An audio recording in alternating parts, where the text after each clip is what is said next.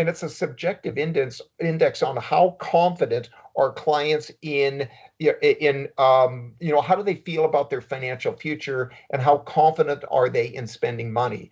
And for example, in 1966, end of the Vietnam War, the consumer sentiment index was 100.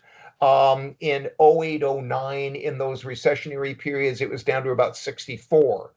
And when you get dropping consumer confidence, we have dropping discretionary spending, and we see, whereas you might have pet costs up in the same category as food, clothing, and shelter, that's now maybe dropping down a little bit. We're seeing veterinary compliance drop often. So here, for example, everybody is a picture of this chart. I've only got it kind of back to the 1980s, but I know by researching it, it started, I think, in 66. But you can see it goes up and down. And look here, early 2000s, it was 110. This is just before the .com boom bust.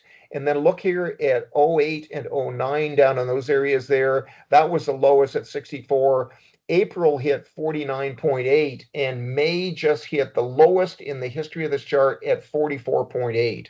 So we've got, this is just background kind of insight for everybody. This doesn't mean you should lock your doors and go home. No, this means that people are just, more concerned about money than they've been before. There's less discretionary income, which means we have to be agile, be willing to pivot, be willing to do some work with clients to remove friction on coming in, payment kind of programs, things like that. How are we doing so far, everybody? Anybody questions? I know Zoom has a little thumbs up you can give. Do we have thumbs up here on Teams? Yeah, we have react buttons up top. Yeah, so control bar. Yeah, give me a little thumbs up, or we can even open this up right now. Great, thank you so much, Paul. I can't see everybody on there. Let's see, maximize meeting window. Maybe that's going to show like that.